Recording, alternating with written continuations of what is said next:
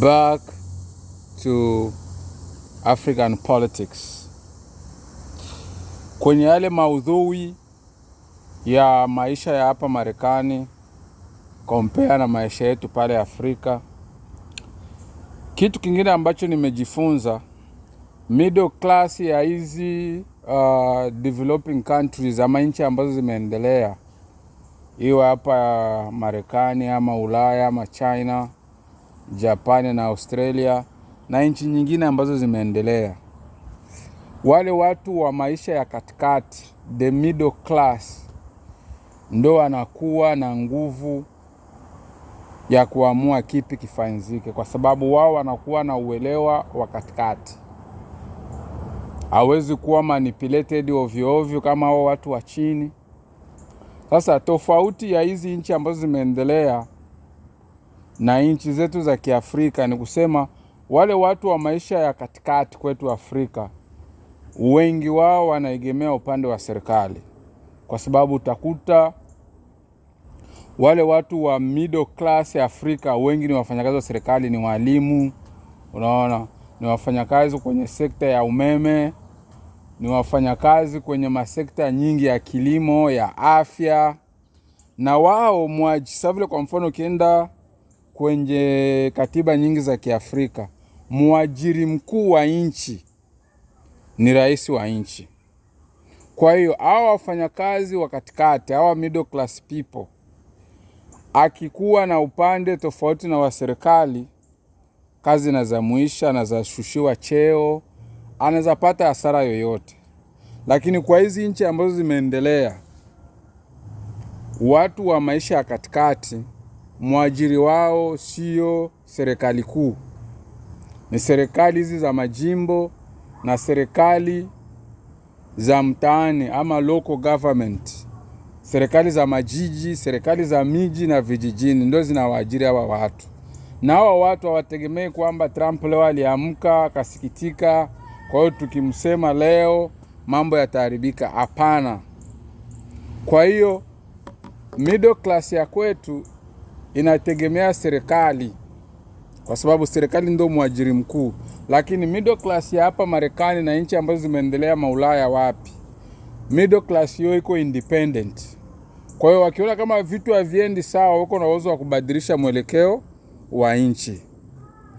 Kwa hiyo ili hizi nchi zetu za Kiafrika ziweze kuendelea, inabidi middle class isiwe inaajiriwa moja kwa moja na serikali kuu. The central government haipashi kuwa the direct employer wa hizi middle class, kwa sababu mambo mengi yataharibika. Ndio maana tofauti. Kwa mfano hapa Marekani, kama vitu haviendi sawa, utakuta watu wanaandamana, watu wana complain. Lakini kwetu Afrika iko ngumu sana kukuta mfanyakazi wa serikali, hata kama akiwa private sector, kwa sababu private sector za mingi Afrika zinakuwa ziko tied ama zimefungwa kwenye mfumo wa serikali kuu. Kwa hiyo ukiwa kwa mfano huko kwenye kampuni kama ni ya Vodacom ama huko kwa MTN ama kwa Airtel ama huko shirika la afya ambalo ni private, ukitoa maoni yako binafsi maybe kuhusu mwenendo wa serikali, hiyo kampuni yako inaweza kuchukulia hatua. Ama ukiwa mwandishi wa habari ama ukiwa kwenye kazi tu yoyote ambayo iko private, watakuwa wanasema wewe hapana, haitakiwi uiseme serikali vibaya.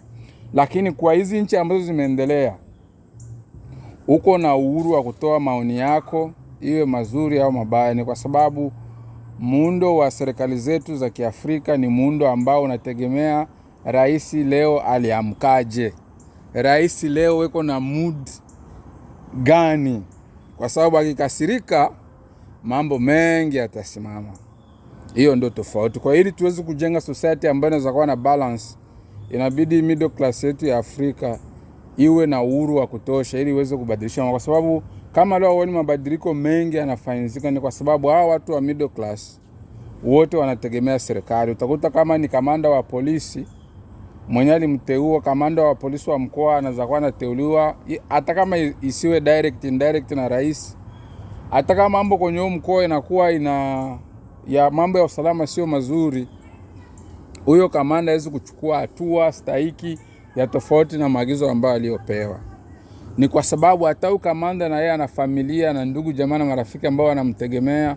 Kwa hiyo haizi kuruhusu ndugu zake kwa mfano waamke leo atoe maana utasema huyu jamaa ametokea hapo ni ndugu wa kamanda fulani. Maana yake inabidi huyu kamanda tumchukulie hatua. Hiyo ndio tofauti. Ili tuweze sasa kujikita kwenye kufungua Afrika, inabidi kuna mambo ambayo inabidi tubadilishe. Haya ndio mambo ambayo nimejifunza kwamba middle class ya hizi nchi zimeendelea iko more independent than middle class ya kwetu Afrika ambayo inategemea serikali leo, serikali kuu ama rais wa nchi aliamkaje. I love you Africa. Wake up.